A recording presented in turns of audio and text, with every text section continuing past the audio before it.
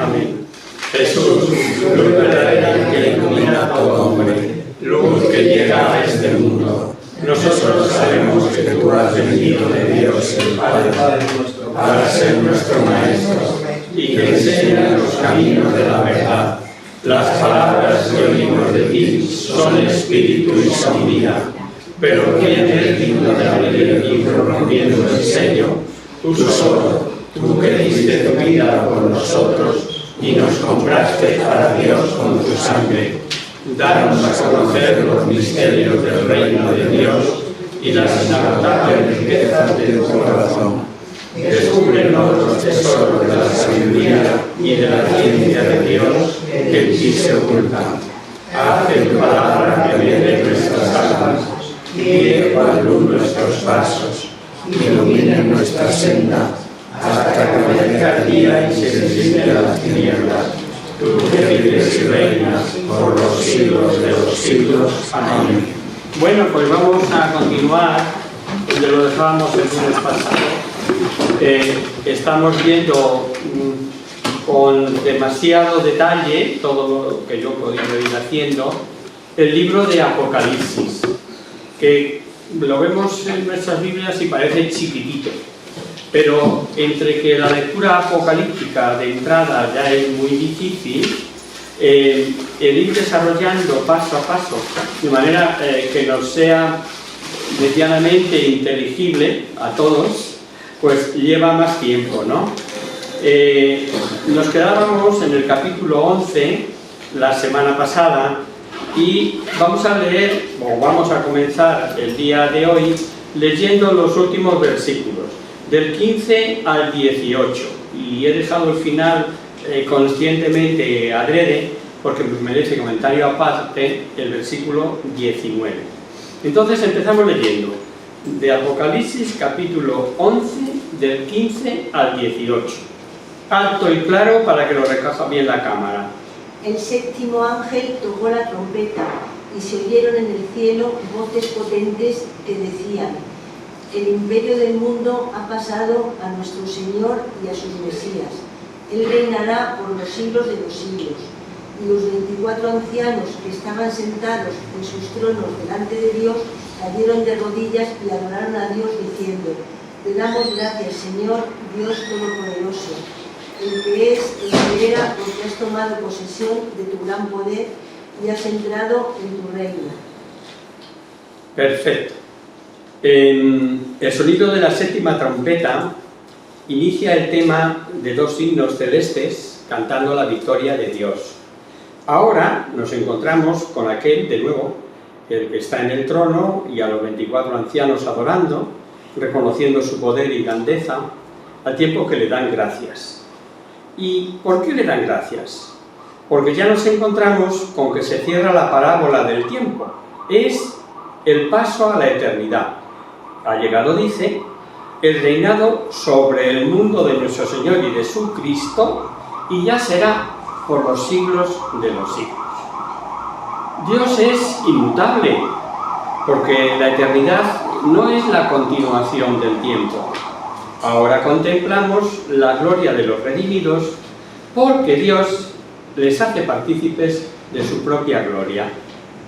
Veréis que el himno de acción de gracias que entona la corte celestial es por el término del imperio del mal.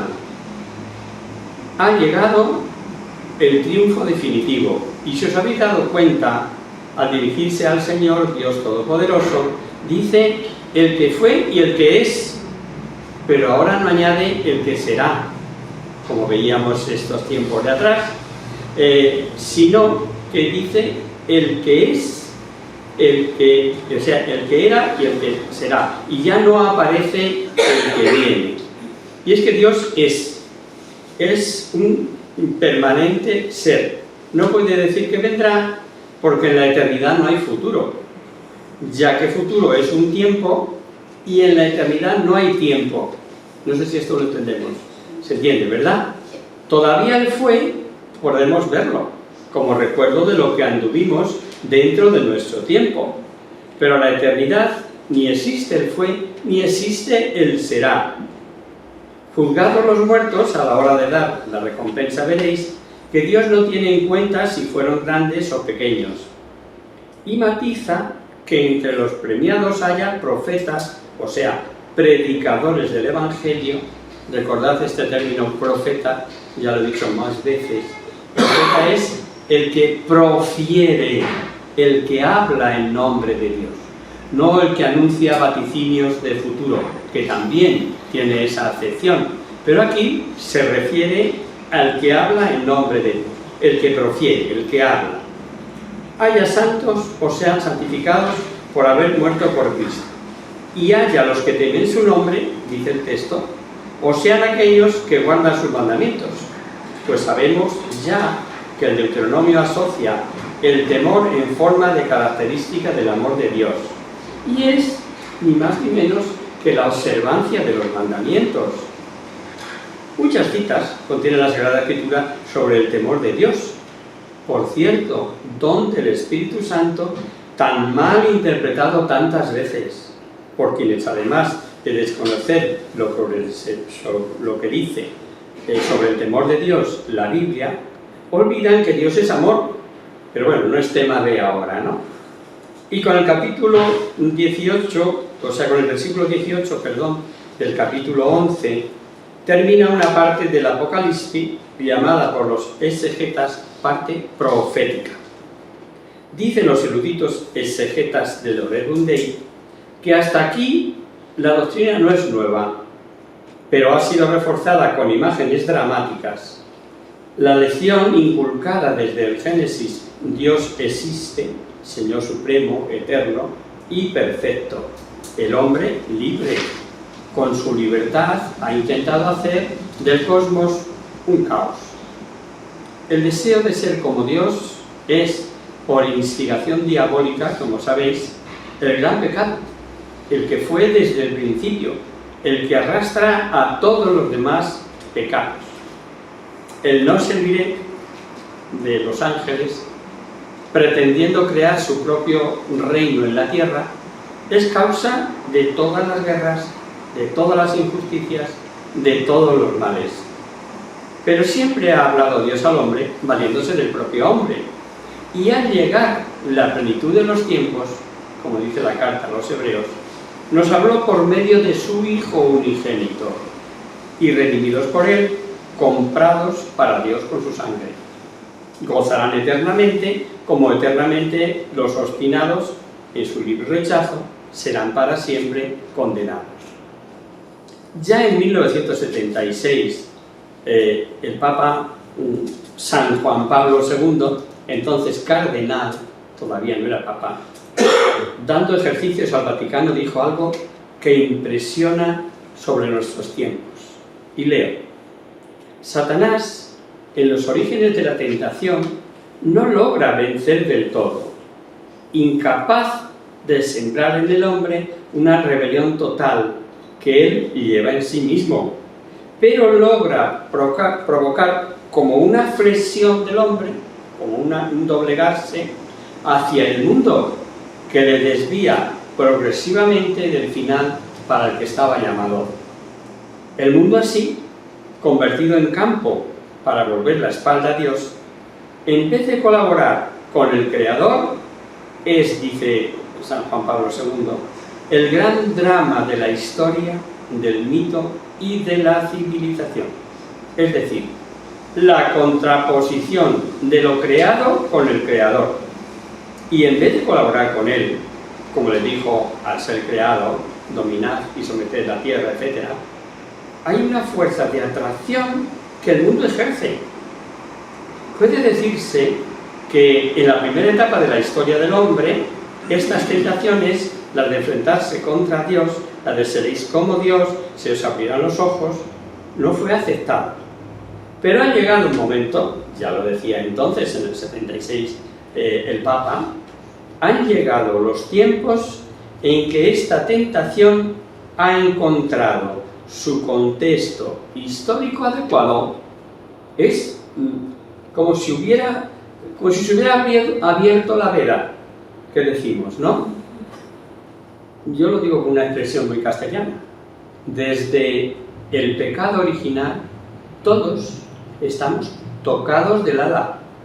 Que no se nos olvide, ha quedado en nosotros la concupiscencia, llamémosle como queramos, ¿no?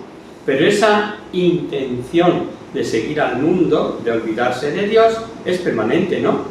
Y se preguntaba Juan Pablo II, antes de ser Papa, si estaremos ya en el tramo final de este camino de la negación que se inició en torno al árbol de la ciencia del bien y del mal. Hoy vemos que en lugar de la fe en Dios, se predica la fe en el hombre en sí mismo, en sus fuerzas, en sus conocimientos, en la técnica. Del hombre creen que depende el destino de la humanidad. El único demonio, se dice, es el propio hombre. Su único Dios es el hombre mismo. Y habíamos dejado el versículo 19 porque merecía comentario aparte. Ya explicamos las distintas separaciones que había en el templo de Jerusalén. Era como si los gentiles tenían que estar más lejos de Dios, del Santo Santorum, las mujeres más lejos que los hombres, aunque fuesen israelitas, los judíos en general más lejos que los sacerdotes, y también vimos que en el santuario estaba el altar de los perfumes, la mesa de la preposición y el candelabro de oro. En el templo de Salomón, antes de la ruina de Jerusalén, estaba el arca de la alianza, que contenía el Pentateuco y en tiempos algo de maná. Pero estaba el arca en el templo reconstruido por Zorobabel tras la repatriación, tras la vuelta del destierro. Con toda seguridad no estaba el arca, y menos aún el templo que reconstruyó Herodes, pues cuando la destrucción de Jerusalén por Nabucodonosor no quedó piedra sobre piedra. Fue incendiado todo y así estuvo en ruina 50 años más o menos. Esto fue en el año 586 a.C., como sabéis, en la deportación. ¿Dónde está el arca de la alianza? Pues lo más probable es que quedó arrasada como todo. Mientras que el arca era como el escabel de los pies de la majestad divina. Hay una cita en el libro segundo de los Macabeos que vamos a comentar. Fijaros que no es el libro que es inspirado, que es palabra de Dios, el que dice la historia que vais a escuchar sobre el arca, sino que el libro dice que apareció un documento que contaba esta historia. Por lo tanto, merece ser tenido en cuenta. Pero lo cierto es, la aparición del documento y de la historia que contenía no fue cierta, sea cierta o no la historia. Leamos la cita del segundo libro de Macabeos, no perdáis Apocalipsis, porque vamos a seguir con ello, pero buscar ahora segunda de Macabeos y leemos capítulo 2, versículos del 1 al 8.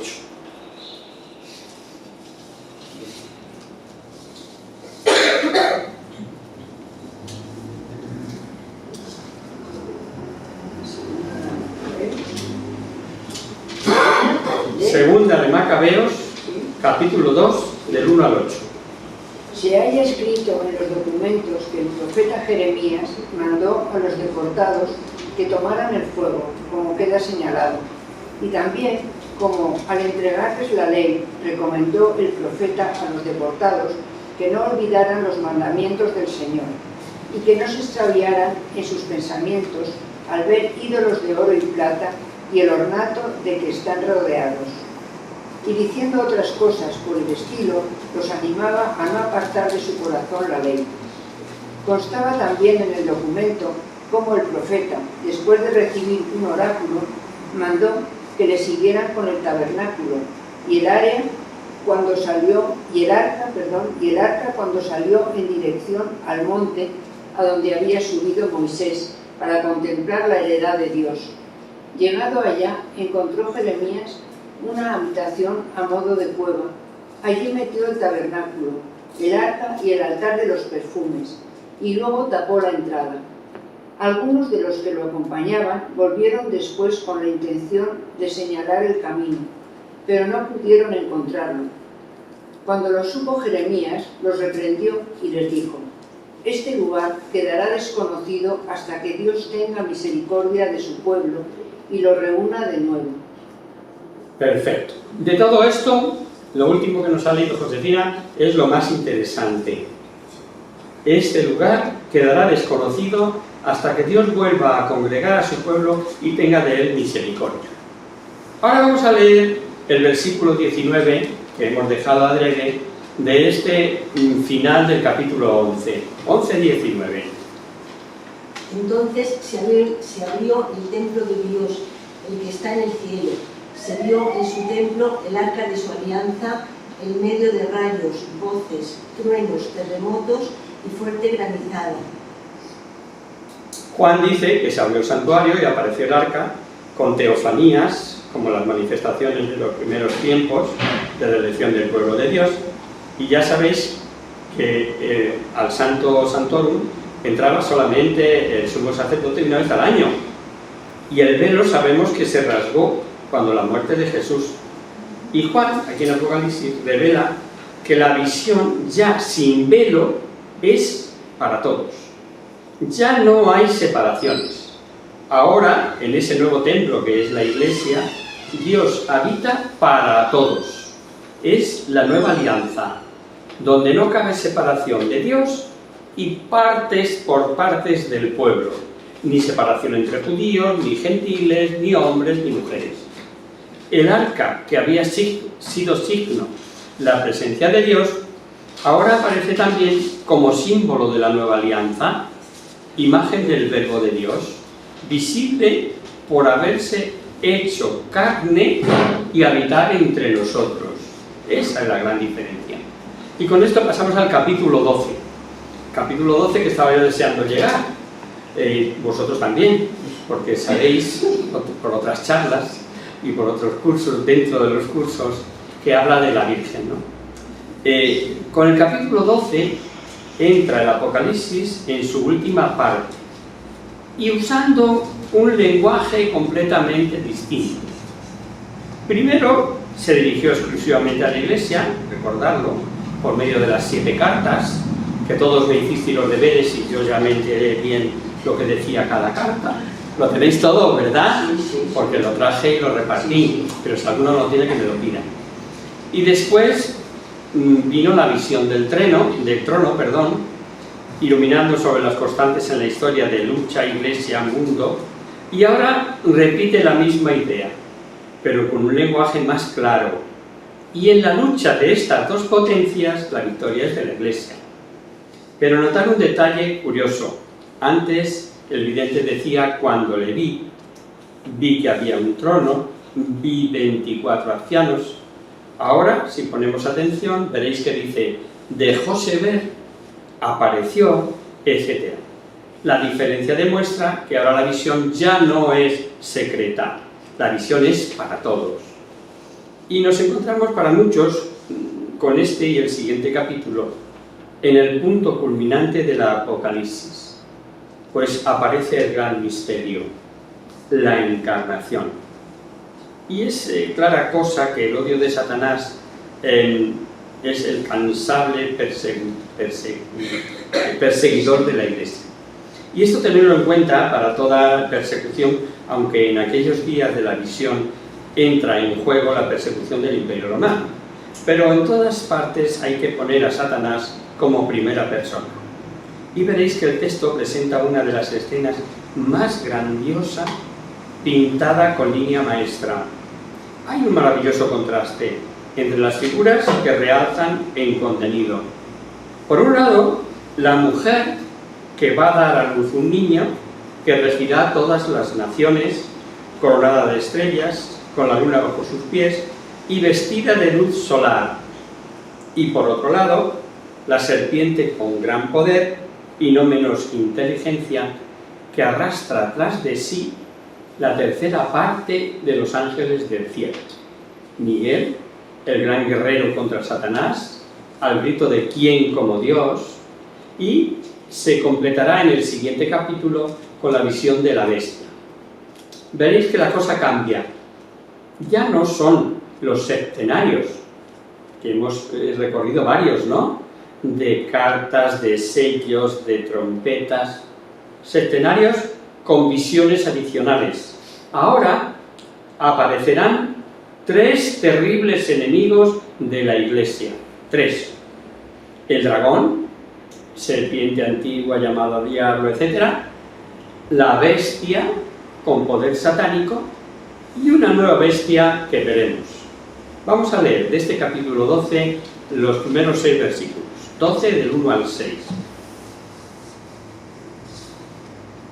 Y apareció una gran señal en el cielo, una mujer vestida del sol y la luna bajo sus pies, y una corona de 12 estrellas sobre su cabeza. Está encinta y grita por los dolores del parto y por las angustias del alumbramiento. Y apareció otra señal en el cielo, un gran dragón de un rojo encendido, que tenía 7 cabezas y 10 cuernos, y sobre sus cabezas 7 diademas. Su cola barre la tercera parte de las estrellas del cielo y las arroja a la tierra.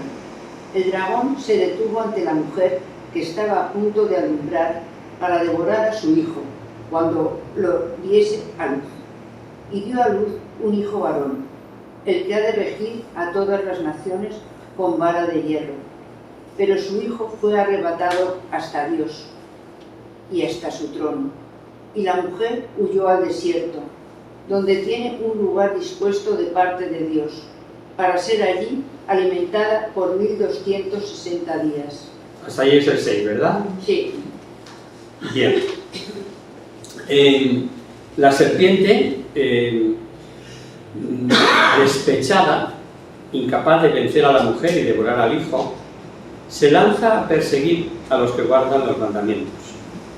Juan nos ha preparado, nos cuenta, que apareció en el cielo una gran señal, algo extraordinario, digno de tenerse en cuenta por todos, y porque por todos será vista la mujer. La mujer que aparece está refulgente, lo hemos oído, pisando la luna como escabel de sus pies, coronada de 12 estrellas y a punto de dar a luz al Mesías. La primera duda es, ¿quién es la mujer? Vestida con ropa que vemos en el Antiguo Testamento, que se usa para designar ropa de Dios. Por ejemplo, el Salmo 104 dice que Yahvé revestido de majestad y esplendor, envuelto en manto de luz, etc.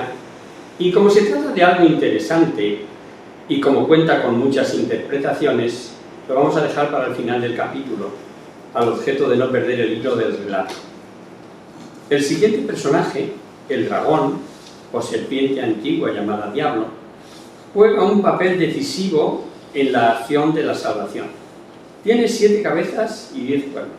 Recordar que lo hemos apuntado en la introducción y en otras ocasiones nos valíamos de esta visión para el ejemplo que pusimos. El tener tal plenitud de cabezas, 7, eso significa el número, nos dice que es pleno en malicia y astucia. Es sumamente inteligente, es un espíritu angélico. Como, aunque ya lo sabíamos, el versículo 9 que hemos de leer nos recuerda que extraía a toda la redondez de la tierra. No es extraño que al emplear tanta inteligencia, malicia y astucia en perder al género humano, sea capaz de empujarle a guerras, crímenes, venganzas, odios, etcétera, etcétera. Os remito a los telediarios. De nuevo, hemos de recordar que esta serpiente llamada diablo, Satanás, es alguien y existe y es homicida desde el principio, como dice el propio Jesús en el capítulo 8 de San Juan. Su afán es, en primer lugar, la muerte de Jesús. Es algo manifiesto en el Evangelio. Recordad que de pequeñito empuja a Herodes para que se lo cargue. Lo intentó varias veces valiéndose de los judíos. Recordad como cuando quisieron despeñarle en su pueblo, en Nazaret. Le quiere anular como el Mesías, ofreciéndole todos los reinos del mundo si la adoraba, ¿lo recordáis? Y al igual que a Jesús, es causa de que los hombres se maten unos a otros.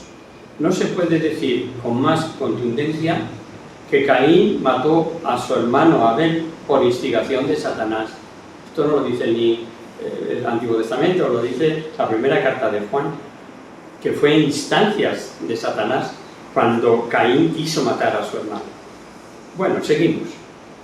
La mujer dio a luz y Satanás fracasa porque Juan, según nos cuenta, ve que el hijo fue arrebatado a Dios y a su trono. Punto primero. Está quedado sin el chaval. Y Juan sabe, como nadie supo, la terrible pasión de Jesucristo y de toda la vida de Jesús. Fue de sus primeros discípulos y llegó a estar junto a la cruz, o sea, de principio a fin.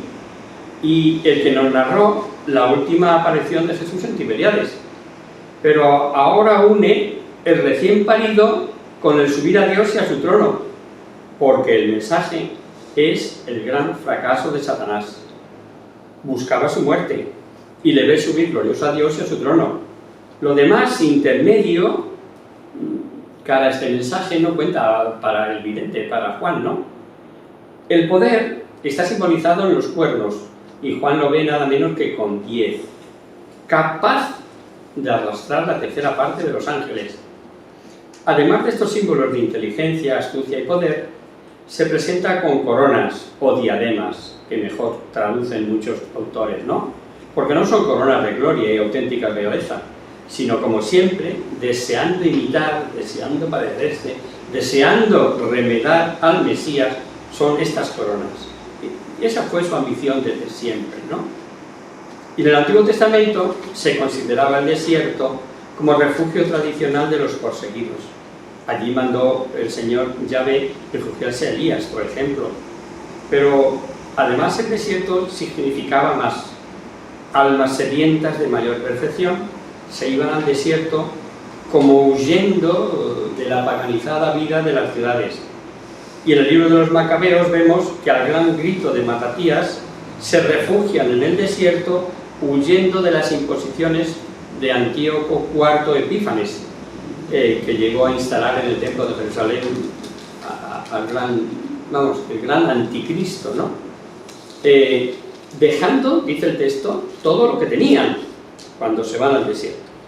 Y Juan ve que para ella había un lugar en el desierto, o sea, permanecería incontaminada en vida íntima con Dios, alimentada con el manjar del desierto, el nuevo maná. Allí podría, lejos del mar, vivir la vida escondida con Cristo en Dios. Jesús, lo recordaréis, pidió al Padre para su iglesia que la sacase del mundo, que no la sacase del mundo, sino que la preservara del mar. En esos capítulos del final de su vida, en la última cena, que yo llamo la hora de las confidencias, en Juan, del capítulo 13 al 17, que es una joya, os lo recomiendo para momentos de deleite. Cuando empieza llamando a sus apóstoles amigos y acaba diciéndole queridísimos míos. Se desborda el corazón de Jesús ahí en la última cena. Por eso yo siempre lo llamo eso, la hora de las confidencias, es cosa mía, ¿no? El desierto es símbolo. El mensaje, el estar preservada de la contaminación. Y volvemos a los 1260 días, o sea, los 3 años y medio, limitado como en otras ocasiones 1 tiempo, 2 tiempos y medio tiempo. Y que en cada caso solo Dios conoce. Y también tenemos que volver a la limitación de tiempo. En primer lugar, podía referirse a la persecución concreta, sea cual fuere, la de Antíoco, la del Imperio Romano, pero ya sabemos que el autor del Apocalipsis suele valerse incluso de hechos y pasajes, hasta del Antiguo Testamento, para ilustrar y expresar realidades mucho más elevadas del Nuevo Testamento que afectan a toda la Iglesia, de la que somos destinatarios y de la que formamos parte. Lo que San Pablo explica por activa y pasiva, sobre todo en la primera carta a los Corintios, y que ya quedó explicado, es que sin perder la actualidad del pasaje, valga para toda la historia. ¿En qué momento? ¿A qué época se refiere? Pues desde la ascensión, o mejor, desde la encarnación, a la segunda venida de Jesús. Y llamadme machacón si queréis. Está en nuestro tiempo. No ha venido, ¿verdad?, la parusía todavía. Y sí conocemos, desde la ascensión para acá, pues estamos en plena época Apocalipsis, si me vale el ejemplo, ¿no? Sigamos con el texto. Ahora vamos a leer del 7 al 12.